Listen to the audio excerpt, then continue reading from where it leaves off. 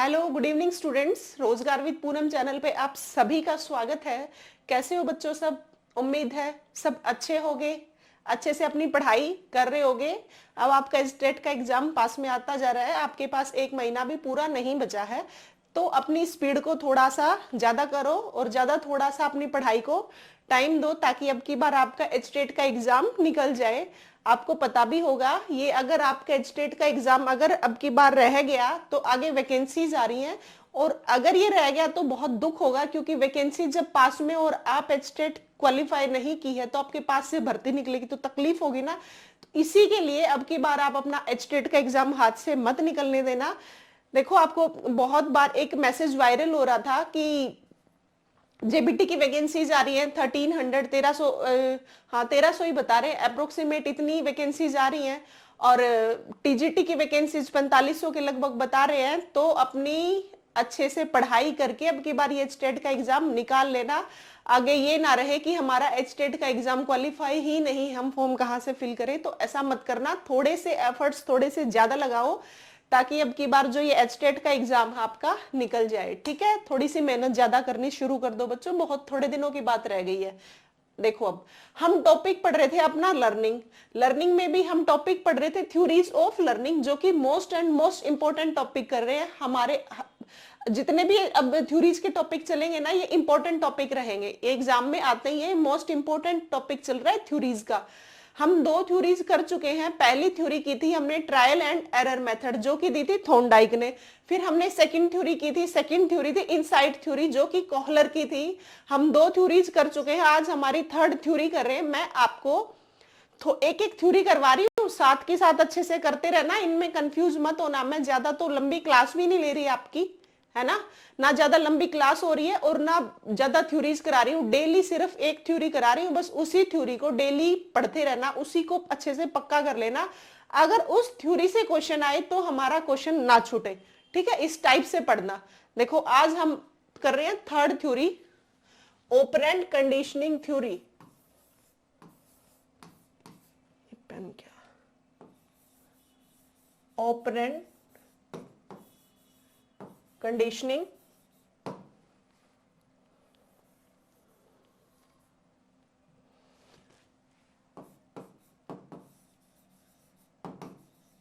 देखो, जैसे उनके बहुत सारे नेम्स थे, ऐसे ही इस थ्योरी के भी बहुत सारे नेम हैं।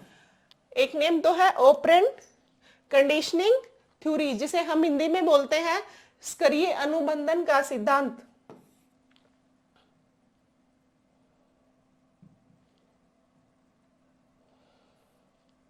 देखो, इसे हिंदी में बोलते हम स्करीय अनुबंध का सिद्धांत। पहले तो इसके सारे नेम्स लिख लो, क्या क्या नेम्स है इसके।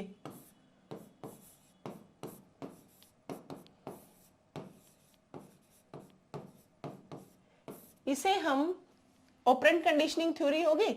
इसका सेकंड नाम है आर थ्योरी। आर मतलब रिस्पॉन्स, आर थ्योरी भी इसी का नेम है। आर एस थ्योरी भी इसी का नेम है, जिसे हम पढ़ रहे थे ना फर्स्ट थ्योरी में, हमने पढ़ा था S R theory, stimulus response theory. Skinner ने, ये स्किनर की थ्योरी है, स्किनर ने इसी का अपोजिट बताया है आर एस थ्योरी। तो इसका नाम क्या हुआ? Response stimulus theory.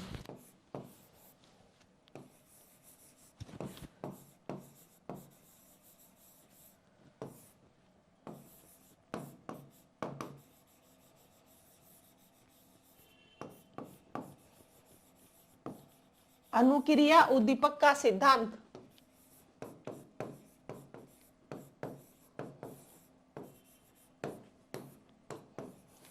ये थॉर्नडाइक की बिल्कुल अपोजिट है थ्योरी। लिख लो एक बार, ये नेम लिख लो, फिर बताऊंगी इसमें क्या क्या बताया है। ठीक है, operant conditioning theory, R type theory भी बोलते हैं, आर एस थ्योरी भी बोलते हैं। लिख लिया होगा। इसको हम कैजुअलिटी थ्योरी भी बोलते हैं। ये सभी एक थ्योरी के ही नेम है, ऑपरेंट कंडीशनिंग थ्योरी के नाम। नैमित्तिकीवाद सिद्धांत जिसे हम हिंदी में बोलते हैं, नैमित्तिकवाद का सिद्धांत।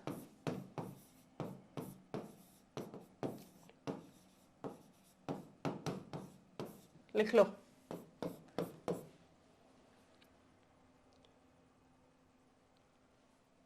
एक है, इसी थ्योरी का नाम है, अच्छा पहले चलो हिंदी में लिख लो, रिक्त प्राणी उपागम। इसको इंग्लिश में बोलते हैं एम्प्टी ऑर्गेनिज्म थ्योरी। ये सारे ऑपरेंट कंडीशनिंग थ्योरी के नेम्स हैं। ये आपको सभी नेम्स याद रखने हैं, जरूरी नहीं आपके एग्जाम में ऑपरेंट कंडीशनिंग ही लिखा हुआ मिलेगा। देखो लिख लो, causality theory, empty organism theory, R type theory, R S theory, operant conditioning theory, empty organism theory, ये सारे ऑपरेंट कंडीशनिंग थ्योरी के नेम्स हैं। देखो ऑपरेंट कंडीशनिंग थ्योरी हो गया सक्रिय अनुबंध का सिद्धांत, R theory, R type theory भी बोल देते हैं इसको, आर एस थ्योरी भी बोल देते हैं, अनुक्रिया उद्दीपक का सिद्धांत। This theory given by Skinner. ये थ्योरी किसने दी थी? ये थ्योरी दी थी स्कीनर ने। ये आपको याद रखना, ऑपरेंट कंडीशनिंग थ्योरी किसकी है? स्कीनर की।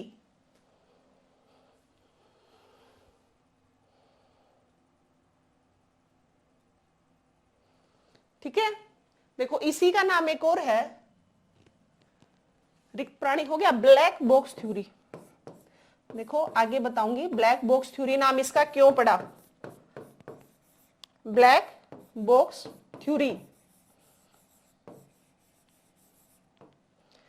किसके द्वारा दी गई थी? ये थ्योरी ये दी गई थी स्कीनर के द्वारा। ठीक है, देखो ऑपरेंट कंडीशनिंग थ्योरी में देखो ये थ्योरी किसके द्वारा दी गई थी? स्कीनर ने। देखो स्कीनर भाई साहब ने एक बात बताई थी, आपको याद होगा, SR theory, stimulus response theory. उसने कहा था आप बच्चे के आगे कोई उद्दीपक दो, मतलब कोई अट्रैक्शन की चीज दो, जब बच्चा क्या करता है? रिस्पॉन्स करता है। क्या करता है? रिस्पॉन्स करता है। हमने एक एग्जाम्पल भी बताया था, अपने बिल्ली का एग्जाम्पल लिया था। बिल्ली के आगे क्या था? बिल्ली एक पिंजरे में बंद थी, उसके आगे एक मांस का टुकड़ा था। तो जो मांस का टुकड़ा था बिल्ली के लिए क्या काम कर रहा था? उद्दीपक का काम कर रहा था। तो बिल्ली बार बार उस लीवर पे क्या कर रही थी? प्रेस करके कर रही थी कि मैं कैसे बाहर निकलूं। एफर्ट्स कर रही थी ताकि मैं इस मांस के टुकड़े को खा सकूं। वहां पे एफर्ट्स कर रही थी, किसको देख के? मांस के टुकड़े को। वहां पे वो क्या था? स्टिमुलस था। और यहाँ पे स्कीनर का मानना है कि कोई उद्दीपक कुछ नहीं करना, जब कोई रिस्पॉन्स करेगा तो उसको उद्दीपक मिलेगा। देखो एग्जाम्पल से समझो, आपका स्टेट का एग्जाम है, मैंने बताया कि भाई 7-8 दिसंबर को आपके स्टेट का एग्जाम है। जब आप वो 7-8 दिसंबर को एग्जाम आपके आगे उद्दीपक का, स्टिमुलस का काम कर रहा है, आप उस एग्जाम को देख के ही पढ़ रहे हो ना कि मेरा एग्जाम है, मेरा एग्जाम है। आप स्टेट का एग्जाम आपके लिए क्या हुआ? स्टिमुलस। जो आपके एफर्ट्स हैं वो क्या? आपका रिस्पॉन्स। इसका मतलब आप क्या कर रहे हो? रिस्पॉन्स कर रहे हो। तो आपका स्टेट आपको क्वालिफाई करना है, वो आपके लिए क्या बना? स्टिमुलस। आपके एफर्ट्स क्या बने? रिस्पॉन्स। थॉर्नडाइक का मानना था ये। अच्छा अब देखो स्कीनर का मानना क्या है? स्कीनर मानता है कि जब आपको स्टेट का एग्जाम दिख रहा है, कुछ नहीं कह रहे कि आपको स्टेट का एग्जाम है एफर्ट्स करना, वो कह रहे हैं जब आप स्टेट का एग्जाम निकाल लोगे ना, तब आपको कुछ क्या मिलेगा? रिस्पॉन्स आपने किया, तब आपको स्टिमुलस मिलेगा। स्टिमुलस हो सकता है आपको कुछ गिफ्ट हो सकता है, कोई प्राइज हो सकता है। देखो एक जनरल सा आपको एग्जाम्पल बताती हूँ। वो एक साइड एक बच्चे के पेरेंट्स है, एक साइड एक बच्चे के पेरेंट्स है। बहुत पेरेंट्स क्या करते हैं, ले भाई एक 11th में बच्चा हो गया, मान लो उसने नॉन मेडिकल ले ली, उसका फिजिक्स का, केमिस्ट्री का, मैथ्स के अलग अलग ट्यूशंस हैं, तो वो बच्चा पढ़ने जाता है। तो कई पेरेंट्स क्या करते हैं कि आपको एक बाइक ला के दे देंगे, कहेंगे ले बेटा ट्यूशन चला जा, बाइक पे चला जा। तो उन्होंने क्या किया? पहले उसको क्या दिया? स्टिमुलस दिया, मतलब बाइक दी, तो उसने रिस्पॉन्स किया, तो वो बच्चा क्या गया? ट्यूशन गया। एक पेरेंट्स तो हो गई ये हो गया थॉर्नडाइक भाई का यही कहना था। सेकंड आता है स्कीनर का। स्कीनर का मानना था मैं कोई बाइक वाइक कुछ नहीं दिलाऊंगा, जब आप 12th में अच्छा स्कोर करोगे आप रिस्पॉन्स करोगे तो आपको स्टिमुलस मिलेगा, तब आपको बाइक मिलेगी। ये किसका मानना था? ये मानना था स्किनर का। किसका मानना था? स्किनर का। अब उम्मीद है ये एग्जाम्पल्स आपको समझ आ गए होंगे। थॉर्नडाइक कहते थे आपको स्टिमुलस दिख रहा है तो आप रिस्पॉन्स कर रहे हो, लेकिन स्किनर का मानना है आप जब रिस्पॉन्स करोगे तो आपको स्टिमुलस मिलेगा। मतलब एक बच्चे की जॉब लग गई, पेरेंट्स कह रहे हैं उसकी जॉब लग गई तो पेरेंट्स ने कुछ गिफ्ट दिलाया, और एक बच्चे के पहले गिफ्ट देते हैं कि भाई ये गिफ्ट ले, और जब आप जॉब वो गिफ्ट मिल गया आपको, आपको इसलिए दिया है ताकि आप जॉब लग सको, तो बाद में जॉब लगी, पहले गिफ्ट दिया है ना। तो क्या मानना है? एचटेट का एग्जाम क्वालिफाई पहले बाद में करना है, ठीक है, पहले आपको कुछ ना कुछ गिफ्ट दे दिया। लेकिन स्किनर भाई साहब का कहना था कि आपको बाद में मिलेगा कुछ गिफ्ट जब आप क्या कर लोगे? एचटेट क्वालिफाई कर लोगे। ये दोनों में डिफरेंस है, एस आर थ्योरी में और आर एस थ्योरी में। अब उम्मीद है बच्चों आपको समझ आ गया होगा ये में स्किनर और थॉर्नडाइक में क्या डिफरेंस है। पहले टॉप कर लेगा फिर कुछ मिलेंगे, स्किनर का मानना था ये। और देखो एक और एग्जांपल, जब हम ऑनलाइन क्वेश्चंस कर रहे होते हैं, है ना, ऑनलाइन क्वेश्चन, मान लो कंप्यूटर पे हमारा कंप्यूटर बेस्ड कोई एग्जाम है, हमने कंप्यूटर बेस्ड एग्जाम पे हमने क्वेश्चंस आए आगे, हमने रिस्पॉन्स किया, मतलब हमने आंसर्स दिए उनके, फिर हमें पता चलता है कि हमारा कितना स्कोर है। इसका मतलब पहले हमने रिस्पॉन्स किया, उसके बाद हमें स्टिमुलस मिला, तो ये किसका एग्जाम्पल हुआ? कौन सी थ्योरी का? ये स्किनर की थ्योरी का। तो ये लर्निंग में कहाँ काम आती है ये थ्योरी? लर्निंग में कंप्यूटर बेस्ड टेक्निकल जितनी चीजें होती हैं वहां पे किसकी थ्योरी काम आ रही है? वहां पे आ रही है स्किनर की ऑपरेंट कंडीशनिंग थ्योरी। ठीक है, देख लो। देखो अब इन्होंने एग्जाम्पल दिया था एक चूहे का और एक कबूतर का।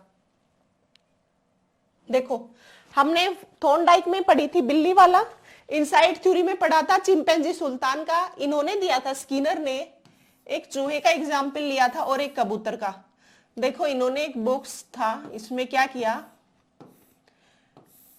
चेस नहीं खेलते, चेस टाइप एक बॉक्स था जिसमें एक था व्हाइट एक था ब्लैक, एक था व्हाइट एक था ब्लैक, इस टाइप से बॉक्स बने हुए थे, इसीलिए इसको ब्लैक बॉक्स थ्योरी भी बोलते हैं। क्या नाम है? Black box theory. ठीक है,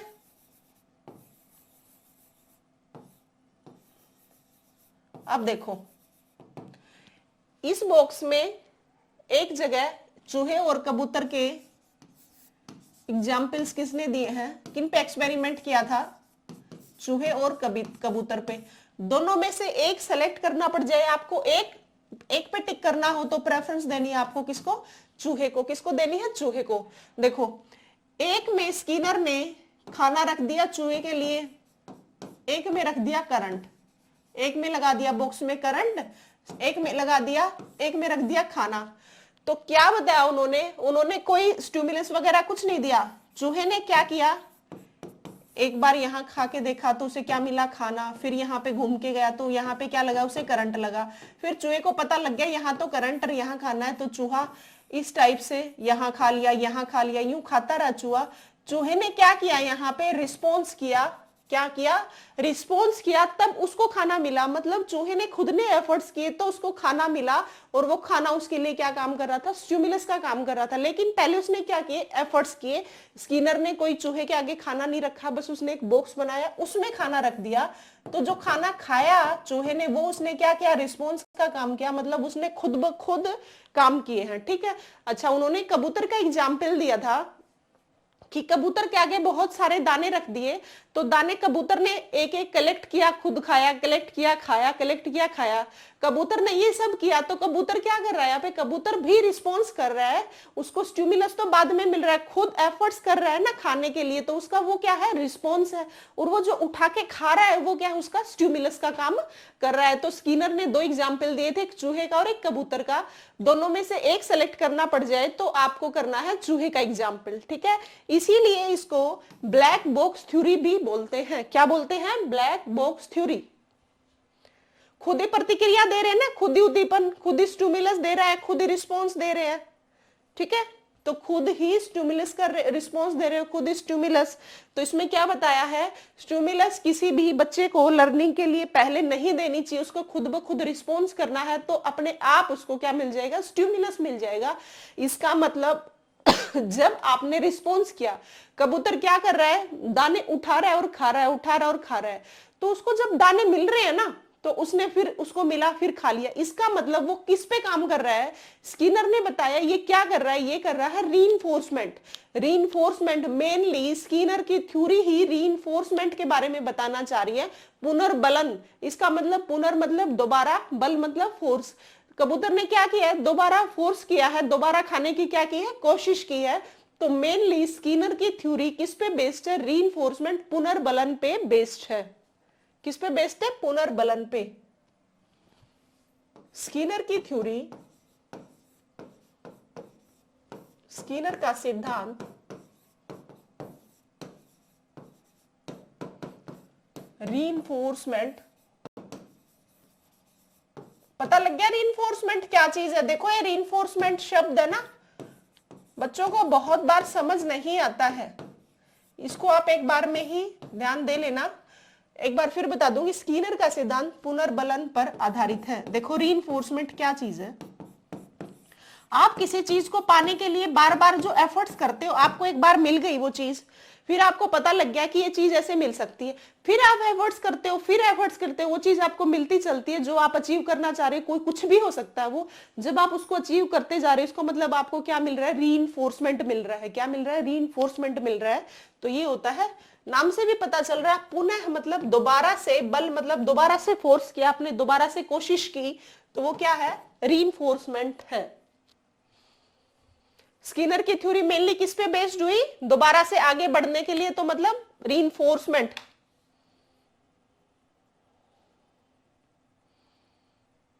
जब हम कॉम्प्लेक्स चीजों को छोटे छोटे हिस्सों में तोड़ते हैं ना और उसको सीखते हैं, जब हमें कोई कॉम्प्लेक्स चीज मिल गई, ठीक है, देखो एक एग्जांपल देखो, आपको मान लो फिजिक्स के आप न्यूमेरिकल्स कर रहे हो, ठीक है, आपका आपने देखा होगा न्यूमेरिकल्स जब आप कर रहे होते हो, फर्स्ट थोड़ा सा इजी होता है, सेकंड उससे हार्ड, थर्ड उससे हार्ड, ऐसे चलती है सीक्वेंस, है ना। जब आप फर्स्ट क्वेश्चन सोल्व कर लेते हो, तो आप जब सेकंड कर रहे होते हो, तो फर्स्ट क्वेश्चन जब सोल्व किया आपको खुशी होती है कि हाँ मैंने फर्स्ट क्वेश्चन सोल्व कर दिया। आप जब सेकंड क्वेश्चन कर रहे होते हो, तो वो क्या होती है, वो आपको रीइंफोर्समेंट का काम कर रही होती है। वहां पे किसका काम कर रही होती है, रीइंफोर्समेंट का काम कर रही होती है। वो कैसे कर रही होती है, जब आपने क्वेश्चन फर्स्ट सोल्व किया तो आपको मोटिवेशन मिली ना, फिर आप सेकंड के साइड बढ़ते हो कि ये मैंने फर्स्ट क्वेश्चन कर लिया, फिर आप सेकंड के साइड बढ़े, वहां पे वो आप क्या काम कर रहे हो, वो काम कर रहे हो आप रीइंफोर्समेंट का, ठीक है। तो किस पे बेस्ड हुआ, स्किनर का सिद्धांत किस पे बेस्ड हुआ, रीइंफोर्समेंट पे। कंप्यूटर बेस्ड लर्निंग होती है मेनली। देखो एक और इसमें प्रोग्राम लर्निंग, अभिकर्मित अनुदेशन। देखो ये कंप्यूटर बेस्ड होती है मेनली। जब हम कंप्यूटर की जितनी भी एग्जांपल देखो कहां लर्निंग काम आती है, टेक्निकल जितनी चीजें है ना, टेक्निकल थिंग्स जितनी है, कंप्यूटर बेस्ड थिंग्स है जितनी, उनमें हमारी ये स्किनर की लर्निंग क्या आती है, काम आती है। कंप्यूटर टेक्निकल थिंग्स मतलब कंप्यूटर बेस्ड। कॉम्प्लेक्स चीजों को जब छोटे छोटे हिस्सों में पढ़ा हमने तोड़ के, तो वो क्या हुआ, वहां पे रीइंफोर्समेंट। ऐसे ही हमारी थ्योरी कहां पे काम आती है, टेक्निकल थिंग्स में। जब आप कंप्यूटर पे कोई काम कर रहे हो, तो उसको छोटे छोटे पार्ट्स में आपने कर तोड़ के सीखा, वो क्या कहां पे, टेक्निकल कंप्यूटर बेस्ड जितनी चीजें हैं वहां पे हमारी ये लर्निंग काम आती है।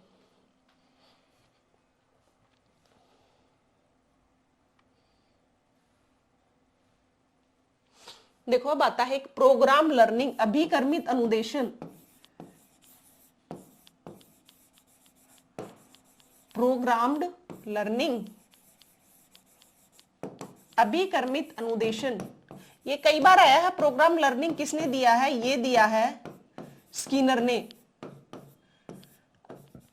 अभिकर्मित अनुदेशन ये किसने दिया है, प्रोग्राम लर्निंग का कंसेप्ट स्किनर ने दिया। किसने दिया है, स्किनर ने दिया है। लिख लो, प्रोग्राम लर्निंग अभिकर्मित अनुदेशन किसने दिया है, स्किनर ने दिया है। इसमें क्या होता है, किसी भी चीज को बच्चा टुकड़ों में तोड़ तोड़ के पढ़ता है। किसी भी चीज को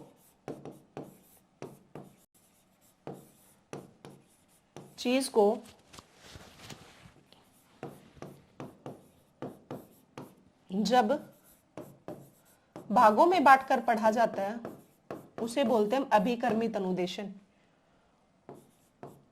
मतलब छोटे छोटे हिस्से कर लिए जाएं, बांटकर पढ़ा जाता है।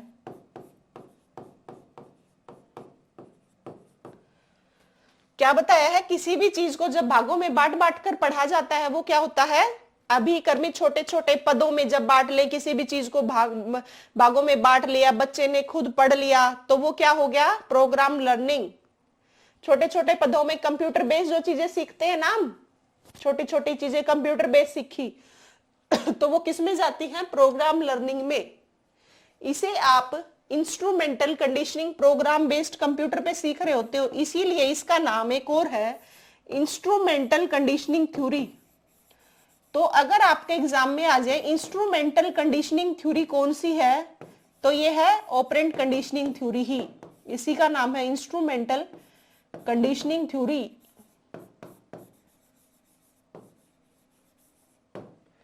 इंस्ट्रूमेंटल प्रोग्राम लर्निंग का ही नाम क्या है, इंस्ट्रूमेंटल कंडीशनिंग थ्योरी।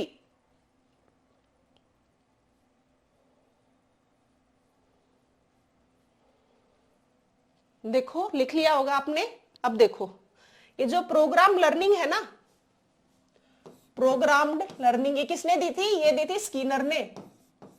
ये भी दो टाइप से है, कितने टाइप से है, दो टाइप से है। देखो एक है लीनियर लर्निंग,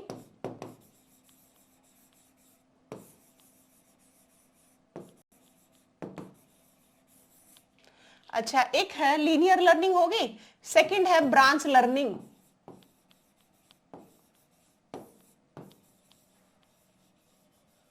मैंने क्या बताया, मैंने बताया ये जो प्रोग्राम्ड लर्निंग है ये किसने दी थी थ्योरी, ये दी थी स्किनर ने। किसने दी थी, स्किनर ने। अब इस प्रोग्राम लर्निंग दो टाइप से होती है, देखो एक होती है लीनियर लर्निंग, एक होती है ब्रांच लर्निंग। क्या होती है, एक लीनियर लर्निंग एक ब्रांच लर्निंग। देखो लीनियर लर्निंग है ये दी थी स्किनर ने, और ये दी थी नॉर्मन ए क्राउडर ने, नॉर्मन ए क्राउडर इनका पूरा नाम था, ये कई बार आ जाती है, लिख लो। लीनियर लर्निंग किसने दी और ब्रांच लर्निंग किसने दी, नॉर्मन ए क्राउडर।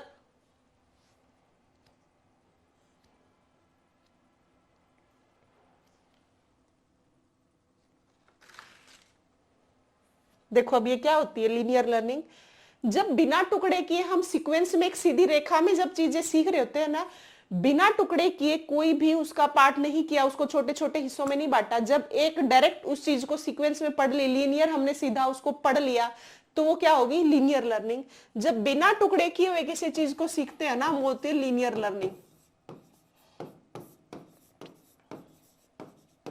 बिना टुकड़े किए हुए एक सीधी रेखा, बिना टुकड़े किए हुए एक सीधी रेखा में सीखना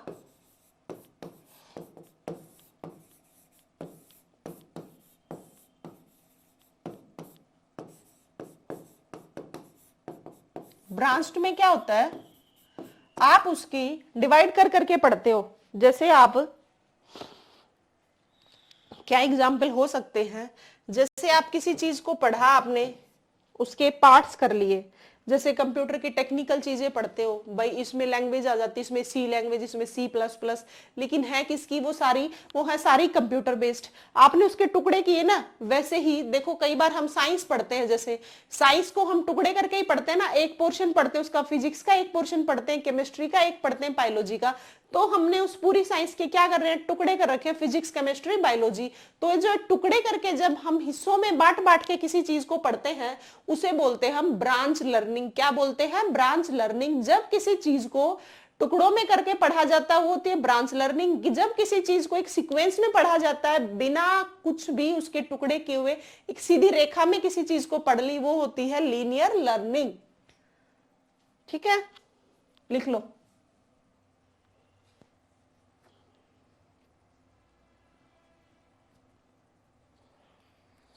देखो पुनर्बलन जो मैंने आपको बताया, स्किनर का रीइंफोर्समेंट, ये क्या होता है,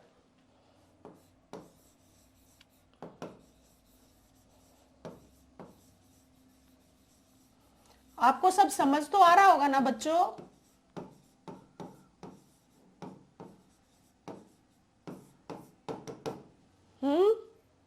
सब समझ तो आ रहा होगा ना आपको ये बातें, क्या क्या मैं बोल रही हूं? साथ के साथ लिखते भी रहना।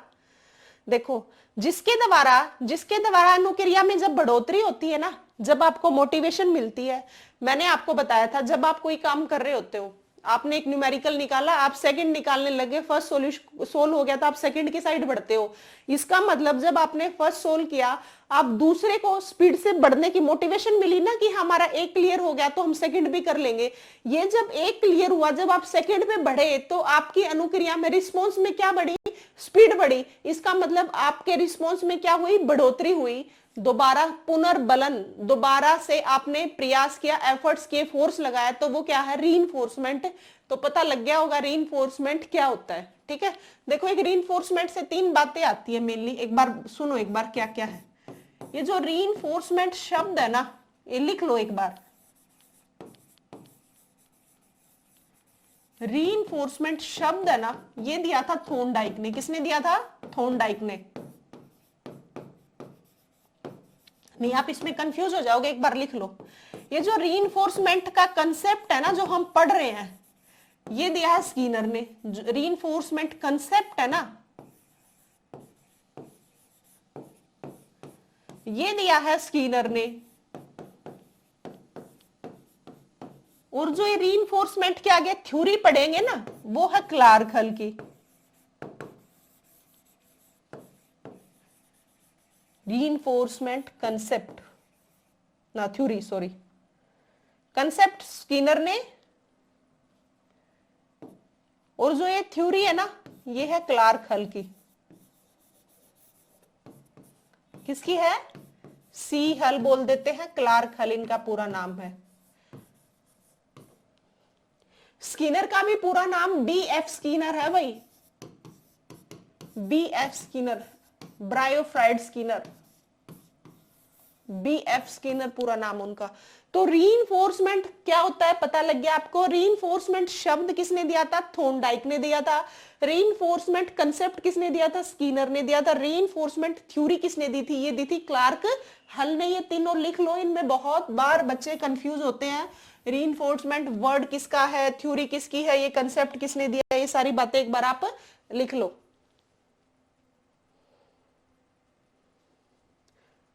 देखो फिर रीइंफोर्समेंट हो गया, लिख लिया होगा, सब क्लियर हो रहा है, आपको समझ आ रहा है? देखो फिर रीइंफोर्समेंट के एक बार टाइप और पढ़ लो, फिर लिख लेना, और नहीं तो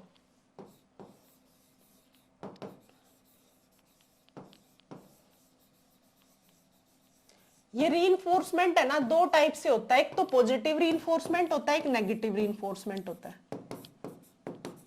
पॉजिटिव रीइंफोर्समेंट ये होता है, एक होता है नेगेटिव रीइंफोर्समेंट।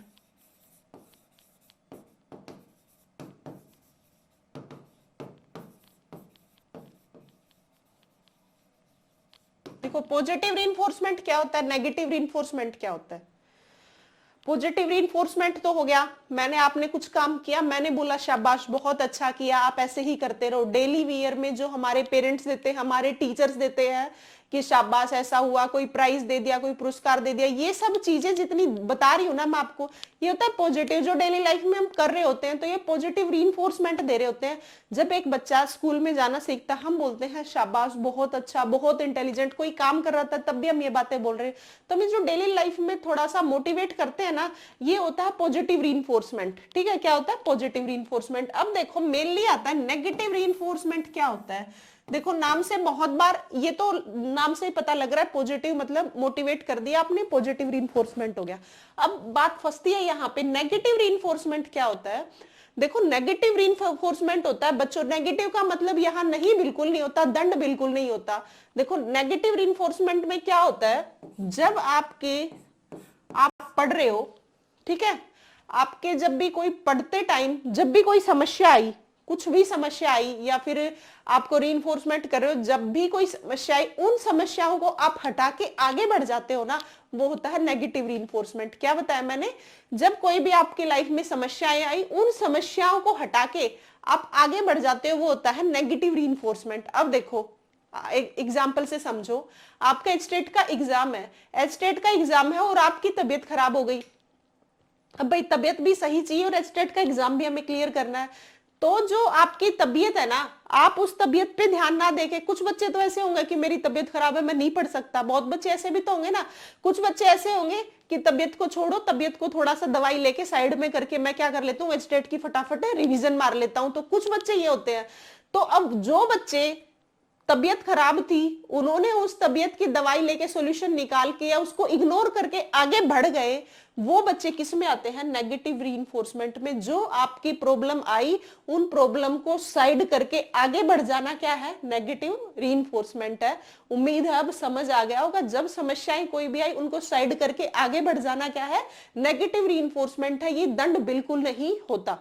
यहाँ नेगेटिव का मतलब नहीं, बिल्कुल नहीं समझना आपको। इसका मतलब है समस्याएं आई, उनको साइड किया और आप आगे बढ़ गए। ये क्या है, नेगेटिव रीइंफोर्समेंट। जो चीजें आपको परेशान करती हैं, उन चीजों को हटा के आगे बढ़ जाना क्या है, नेगेटिव रीइंफोर्समेंट। अब देखो जो पॉजिटिव रीइंफोर्समेंट है, ये भी दो टाइप का होता है, एक होता है प्राइमरी, एक होता है सेकेंडरी। प्राइमरी रीइंफोर्समेंट,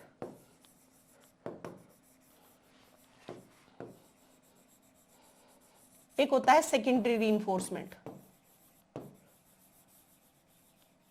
अब देखो ये प्राइमरी और सेकेंडरी क्या होता है, जो आपकी बायोलॉजिकल नीड्स है ना, या बेसिक जो नीड्स है, भाई आपको पानी की प्यास लगी, आपने पानी पी लिया, ठीक है।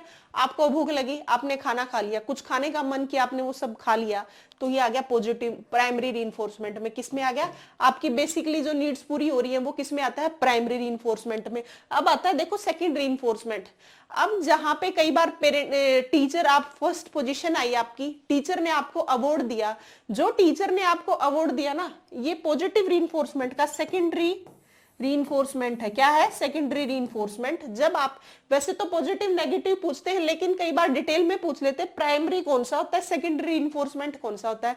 तो प्राइमरी जो आपकी बेसिकली बेसिक नीड्स पूरी हो रही है, आपने भूख लगी, प्यास लगी, नींद आ रही है, सब काम कर लिया आपने, तो ये है पॉजिटिव रीइंफोर्समेंट। लेकिन जो सेकेंडरी रीइंफोर्समेंट है, आपके पेरेंट्स ने कुछ प्राइज दिया, आपके फर्स्ट पोजीशन आई तो स्कूल में कोई अवार्ड मिला, इस टाइप से जो अच्छा कुछ आपको मतलब कुछ अच्छा काम नहीं कर रहे तो आपको टीचर ने डांट दिया या पेरेंट्स ने डांट दिया, वो आपके अच्छे के लिए ही कर रहे हैं ना। जो वो डांटना है, आपको डांटा और फिर आपने अच्छा काम कर लिया, तो जो प्राइज हो गए, आपका डांटना हो गया, ये सब किसके एग्जाम्पल हैं, ये हैं सेकेंडरी रीइंफोर्समेंट के। किसके एग्जाम्पल है, सेकेंडरी रीइंफोर्समेंट के।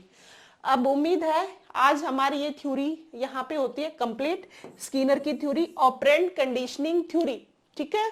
ऑपरेंट कंडीशनिंग थ्योरी किसकी है, BF स्किनर की, ब्रायोफ्राइट स्किनर, ठीक है। आज हमारी थर्ड थ्योरी बच्चों कंप्लीट हो गई है। उम्मीद करूंगी ये थ्योरी आपको अच्छे से समझ आ गई होगी। मैंने जितनी लाइंस बोली हैं वो सारी इंपॉर्टेंट है, अपनी नोटबुक में जरूर इनको, जो मैं शब्द बोल रही हूँ सारा मैं लिख भी तो नहीं रही हूँ ना, उनको आप समझ लेना या फिर अपनी नोटबुक में नोट डाउन कर लेना, ताकि आप ये जो लिख रहे हो कंटेंट जितना भी, आपका एग्जाम आए तो फटाफट आपकी रिवीजन हो सके। अपनी नोटबुक में जरूर नोट डाउन करते रहना और अपना पढ़ते रहना बच्चों। आपका एग्जाम बहुत पास में है, थोड़े से एफर्ट्स ज्यादा लगा दो, ठीक है। और ये अगर वैसे तो समझ आ जाएगी, अगर ना समझ आए तो बच्चों एक बार फिर से रिपीट करके देख लेना, अपनी नोटबुक में जरूर नोट डाउन कर लेना। उम्मीद है मेरे प्यारे बच्चों क्लास मेरी समझ आई होगी। क्लास समझ आई है तो लाइक शेयर सब्सक्राइब जरूर करना। हाँ, मेरा चैनल पे एक बार हरियाणा जीके की क्लास और देखना, एक बार रोजगार विद पूनम अपना चैनल पे सारी क्लासेस रहेंगी, हरियाणा जीके की भी रहेगी और मैं साइंस की भी क्लासेस लूंगी कुछ टाइम बाद, वो सीईटी के लिए होंगी, ठीक है। सीईटी के लिए भी, और आपका जो ये आता है क्या है PRT लेवल पे EVS, वहां पे भी काम आएगी, TGT में साइंस में भी काम आएंगी, तो ठीक है। तो मेरे चैनल को सब्सक्राइब आपको जरूर करना है। और इस क्लास से उम्मीद करती हूँ मैं आपको समझ आ गया होगा। अगर नहीं समझ आए तो एक बार फिर से रिपीट करके देख लेना, अपनी कॉपी में जरूर लिखना बच्चों। मैं बहुत बार ये बातें डेली आपको एक बार बोल देती हूँ कि अपनी कॉपी में जरूर लिखना, ठीक है। थैंक यू बच्चों।